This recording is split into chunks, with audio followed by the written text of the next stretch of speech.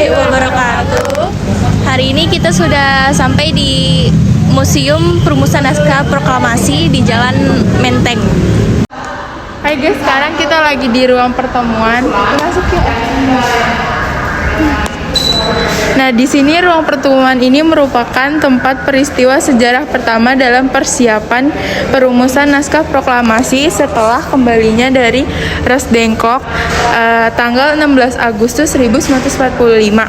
Pada 22 Insinyur Soekarno dan Dr. Soekarno-Hatta dan Muhammad Soebardjo diterima oleh Laksamana Tasaci Maeda di ruangan ini.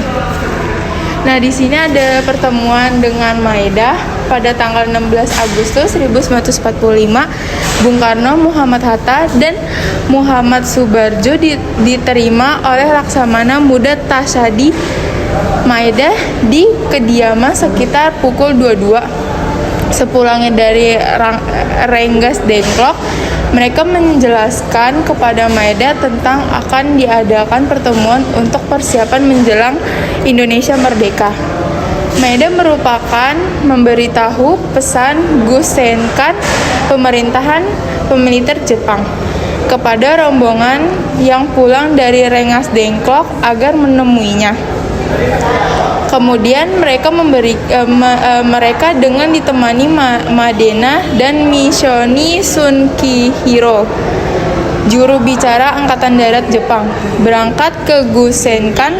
Mayor Jenderal Nishimura menjelaskan bahwa pihak Jepang tidak dapat membantu karena telah ada kesepakatan dengan pihak sekutu untuk mempertemukan status quo di Indonesia.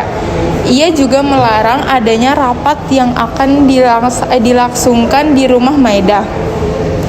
Bung Karno, Bung Hatta, dan Muhammad Soebardjo tiba kembali di rumah Maeda sekitar pukul 02.30 WIB. Mereka menjelaskan kepada Maeda dan memproklamasikan kemerdekaan Indonesia sekarang juga.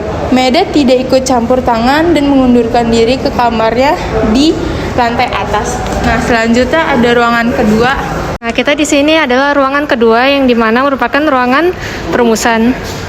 Di sini menjelang dini hari sekitar pukul 3 waktu Indonesia Barat tanggal 17 Agustus 1945, Bung Karno, Bung Hatta, dan Ahmad Soebardjo masuki ruangan makan. Mereka duduk mengitari meja makan panjang.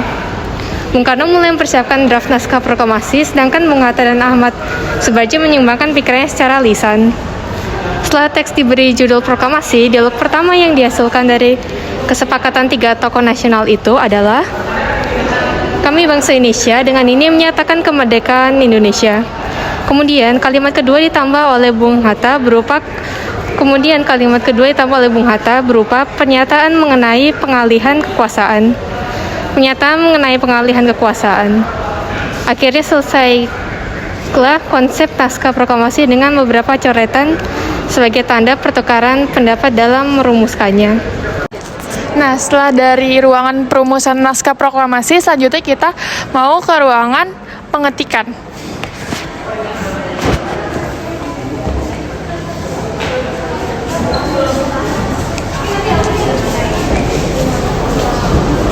Setelah persetujuan dari hadirin, Insinyur Soekarno meminta Sayuti Melik untuk mengetik naskah proklamasi. Sayuti Melik mengetik naskah proklamasi di ruangan bawah tangga, ditemani oleh BM Diah. Setelah konsep naskah proklamasi yang disusun oleh Bung Karno, Bung Hatta, dan Ahmad Soebardjo disetujui oleh hadirin, Bung Karno meminta agar Sayuti Melik mengetik naskah proklamasi tersebut.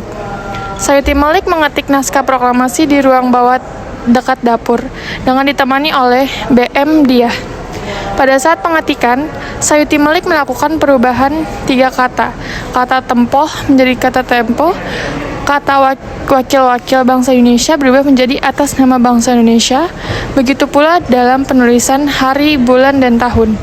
Setelah naskah proklamasi selesai diketik, segera dibawa kembali ke tempat hadirin untuk ditandatangani oleh Bung Karno dan Bung Hatta. Bung Karno dan Bung Hatta menandatangani naskah tersebut di atas piano yang terdapat di bawah tangga ruangan. Nah, selanjutnya kita ke ruangan pengesahan.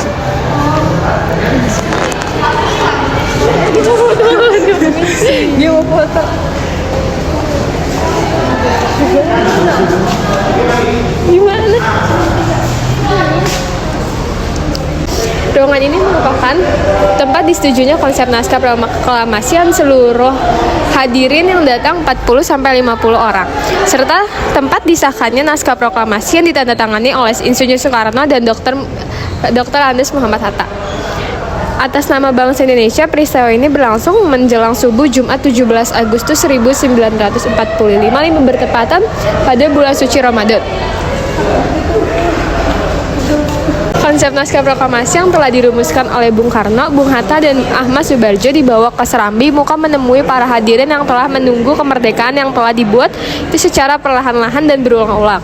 Beliau itu sudah bertanya kepada hadirin apakah mereka setuju atau tidak, dan semua menjawab setuju. Tetapi Soekarno tetap meyakini untuk setuju atau enggak. Jawabannya ya sama, yaitu tetap setuju. Kemudian sempat timbul pertentangan pendapat mengenai siapa yang akan menandatangani naskah proklamasi tersebut.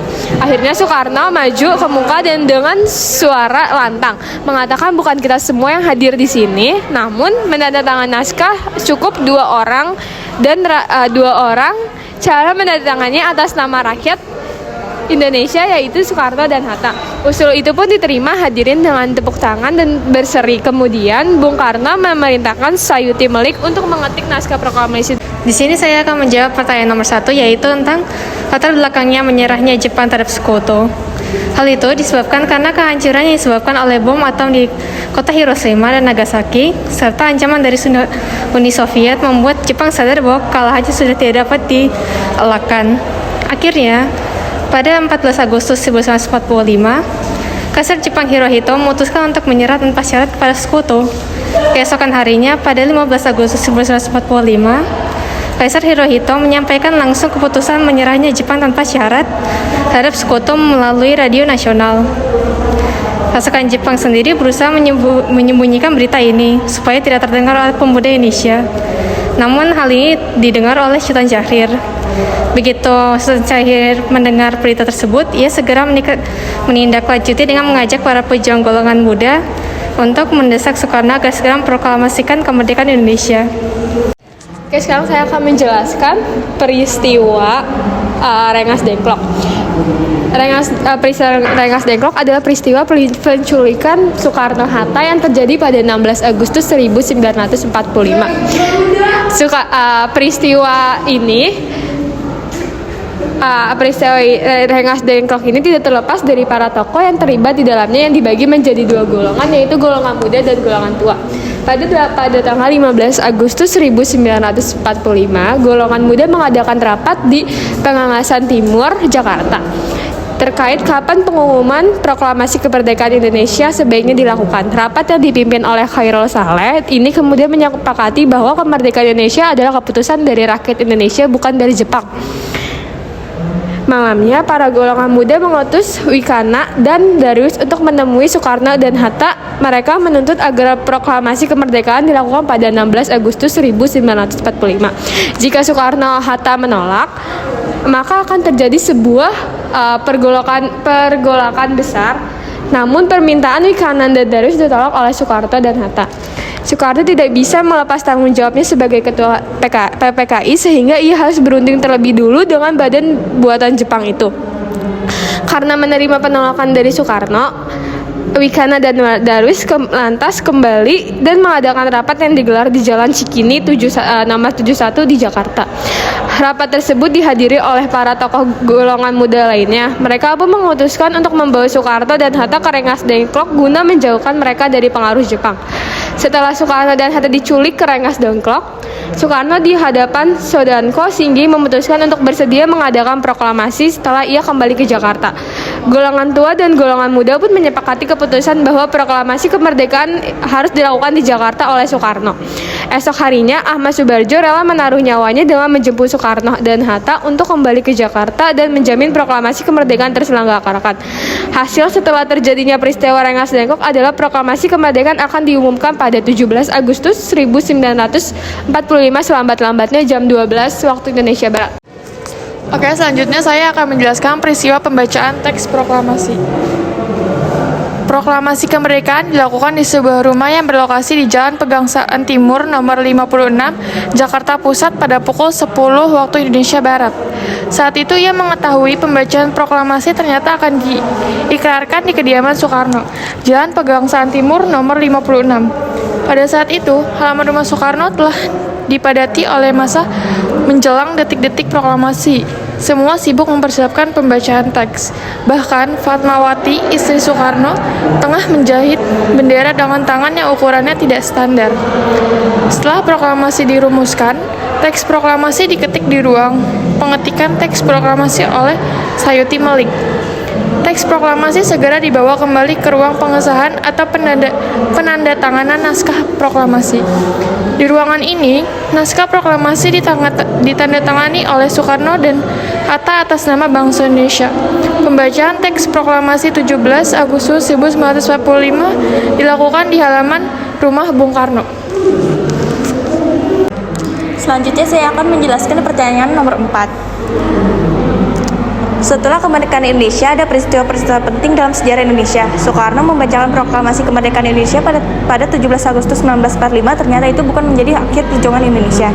Para pahlawan masih terus berjuang untuk mempertahankan kemerdekaan Indonesia karena banyak pihak asing yang tidak mengakui kemerdekaan Indonesia pada saat itu. Selain itu, keberadaan tentara penjajah yang tersisa membuat mereka ingin kembali berkuasa di Indonesia. Hal itu dapat dibuktikan pasca berakhirnya Perang Dunia Kedua. Kala itu, Belanda yang beraliansi dengan Sekutu berusaha untuk merebut kembali kekuasaan Indonesia.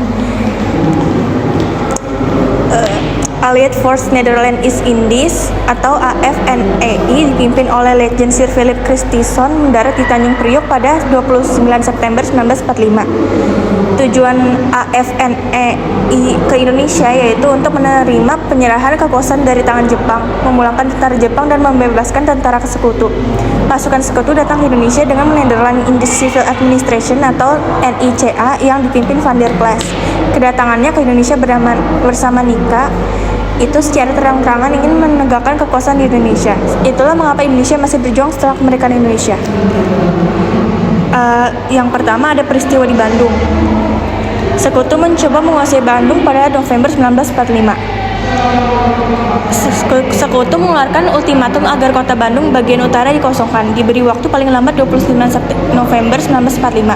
Ultimatum itu dihiraukan oleh rakyat dan terjadilah bentrok senjata dengan tentara sekutu. Hasilnya Bandung Utara dikuasai sekutu. Tentara sekutu kembali mengeluarkan ultimatum supaya Tentara Republik Indonesia (TRI) mundur sejauh 11 km dari pusat kota Bandung Selatan, paling lambat 24 Maret 1946. Siang 24 Maret 1946, TNI dan masyarakat mulai mengkosongkan Bandung Selatan. Bersamaan itu, para pejuang dan masyarakat membakari bangunan penting di sekitar jalan kereta api hingga Cimahi sebagai upacara pengunduran diri dari Bandung. Diiringi kobaran api sepanjang 12 km membara baik lautan api dan langit merah menumbuhkan semangat juang untuk merebut kembali kota Bandung. Dalam peristiwa itu gugurlah Muhammad Toha dan peristiwa tersebut dikenal dengan Bandung Lautan Api. Yang kedua ada peristiwa di Surabaya.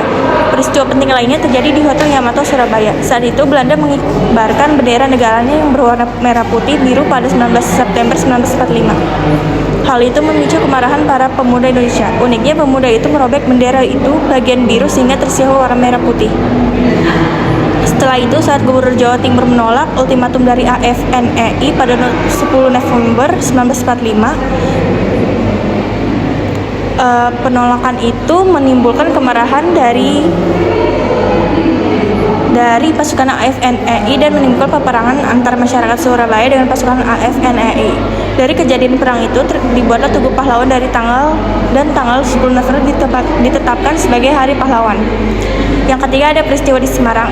Peristiwa yang biasa disebut pertempuran 5 hari di Semarang ini terjadi pada 15 Oktober 1945. Pada saat itu terdapat isu mengenai cadangan air untuk masyarakat di Candi telah diracuni oleh pihak Jepang. Isu itu menyebabkan kemarahan dari masyarakat Indonesia. Akibatnya bentrokan terjadi antara masyarakat Indonesia dengan tentara Jepang selama 5 hari. Dalam peristiwa itu telah gugur Dr. Karyadi. Hingga kini nama itu diabadikan sebagai nama rumah sakit umum di Semarang. Sekian dari kami, kurang lebihnya mohon maaf. Wassalamualaikum warahmatullahi wabarakatuh. Dah.